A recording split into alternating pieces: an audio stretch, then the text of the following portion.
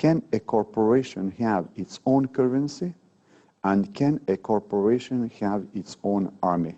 If you have your own currency and your own army, in that case you can fight directly with the state. If you don't, the only possibility to fight is legal, but it cannot be military and it cannot be monetary. So, for the first one, can you have your own currency? This is what happened in the past, especially in this region here. We used to have the Dutch East India Company in Indonesia and in some other places, and they had their own currency. So this is the currency of the Dutch East India Company, and the coins have been melted in 1602. And for centuries, this company has behaved like a state. They had their own currency, and this currency was more powerful than the currency coming from other states at that time. So it means that it was possible to do it. So the question is, can you have your own currency today? Because all this has disappeared. This company doesn't exist anymore. This currency does not exist. Can we have it in 2020? So, in fact, we already have it. Because if you're going to some parts of United Kingdom, especially if you're going to Scotland, you will find these banknotes. So the question is, who is printing these banknotes? So you have one bank, which is Clydesdale Bank here, and you have the Royal Bank of Scotland. The RBS is a private bank. This is not a public bank. Of course, they had problems, so they have been rescued, but it is a private entity, and they are printing sterling pounds. And the name Bank of England doesn't appear anywhere on this. However, these are pounds. So this is the British currency. So we have this kind of delocalization or some contracting. So the Bank of England is authorizing them to print.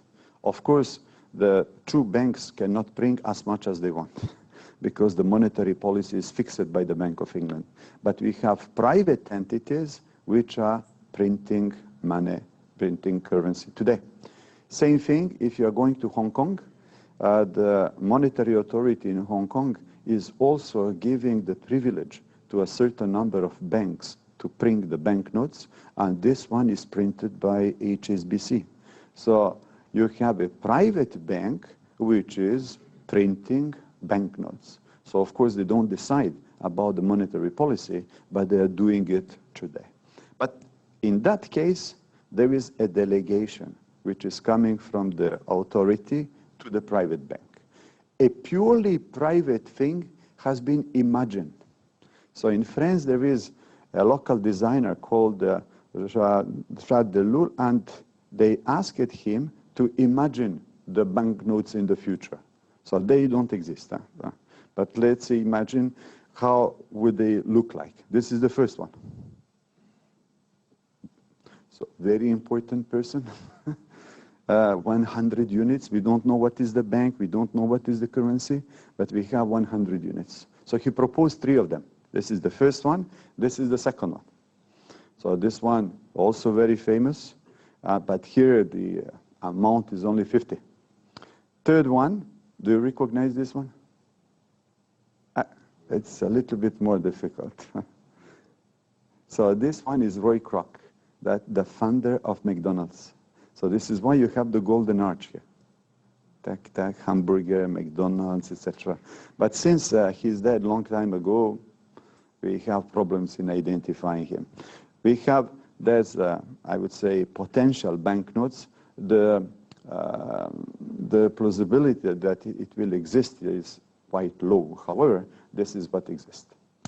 Today, what is existing is the cryptocurrencies. And for the cryptocurrencies, we have hundreds of them. Of course, the best known is the Bitcoin, etc. But we have hundreds of them, and sometimes even countries are interested in the cryptocurrency, such as Venezuela and some other countries. The cryptocurrency, all of them that you can see here are only private. and they are only based on offer and demand. Do you want to buy them? What is the value of them? And so on. But the cryptocurrency that Facebook wanted to launch, which is the Libra, is completely different, because this one is based on reserves. So it means that they will have like a central bank for Libra, which will back the value of the currency. That's completely different. So for the states worldwide, if you see this, they say this is not a danger for us. But if they see this, this is a danger for them, because you will have a central bank, and this central bank will compete with the other central banks. So this is why they don't like it very much. When Facebook launched the concept of Libra, they gathered so many friends and so many other participants in this, especially this one here, which is MasterCard, or this one here, which is Visa, the two biggest operators in the field. However, over the time, and usually under the pressure of the states, many of them have pulled out. So today, you don't have this anymore. You don't have this one. You don't have this one. If you're looking at this one, PayPal was present, but now PayPal is not present anymore. So it means that the state can accept a large number of things which are coming from the private sector, but when you touch a monopoly of the state, they're usually sensitive about that, and they don't like when you touch this kind of monopoly. The second thing is the army. Can you have your own army? And in the past, we used to have, because the Dutch East India Company or the British East India Company, they used to have their own armies. And they were fighting against the states. They were also cooperating with other states in battles, in all kinds of wars. So this is not a new thing. However, this has disappeared as well. So today, we don't have this kind of private army. So we have something instead. So the first one is the security company. So the security company is all the people who are engaged for the security, either of the condominium, either of the bank, either of any other company, whatever you want. And some of the security companies can be big. For instance, the biggest one is G4S. So G4S, the biggest security company in the world, I just wanted to see how many people do they employ worldwide. So it is very easy. You're going to the website and they're telling you more than 540,000 people. 540,000 people, but the problem is that never concentrated at one place at one time. So they're scattered in many countries, and even when we go to a shop and when there is someone from G4S, we don't even register. So this is why we are not aware how big this is. And I compared it also to the active military personnel, which is existing today. So G4S would be in the top 10 of the most important active military personnel in the world if, for two conditions, if they were all concentrated on one place and if we are giving weapons to all of them. And as you know, G4S, they are not giving weapons to all of them. You are giving them only when you have to protect something which is very valuable, such as the bank or whatever. But the great majority of them, they don't carry weapons. But if we are giving them, in that case, it will be in the top 10 armies worldwide. The second kind of cooperation is the military contractors. So the military contractors act like private armies. But what is the difference? The difference is that they do not act on their own. They are always engaged by another state. So this is how they're going to Afghanistan, to Iraq, and to some other places. And usually the country employing them is the United States. So you have an American military contractor, and you have the United States they're employing them in order to go somewhere. We never had military contractors, corporations, who are going on their own spontaneously to some places. So they always have the demand which is coming from the state, except when we talk about mercenaries, or when we talk about what is called the soldiers of fortune. So these people can band together and they're making a private army for the president or for the leader of the company or whatever, but it is rather small. The biggest one that we have is referring to the most famous name, which is Blackwater. But Blackwater has been acquired by another company, so today it is called Constellis.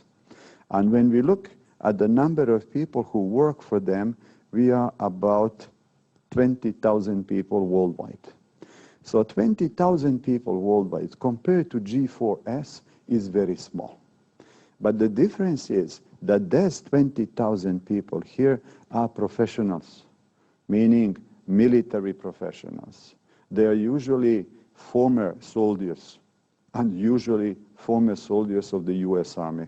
So they know how to use weapons, they have experience in combat, so that's a completely different environment that we have when we compare to G4S. So in that case, it is not only the quantity, the number of people that we have there, but the quality, and do they know how to engage in warfare or not. So these are the two examples where the corporations can say, we want to compete with the states, but if you want to compete with the state, in that case, you need currency and you need military. For the currency, the states will permit the cryptocurrency, but they will not permit another central bank. And concerning military, you can go there, but only if you are asked by the state to go there. They will not permit that you are going there on your own. So of course, in many places in the world, we have autonomous armies, we have autonomous guerrillas, so of course they don't ask any permission. But these are not military contractors. This is a completely different environment that we have there. So far, concerning the permanent battle, which is a competition between states and corporations, and now we will look at the biggest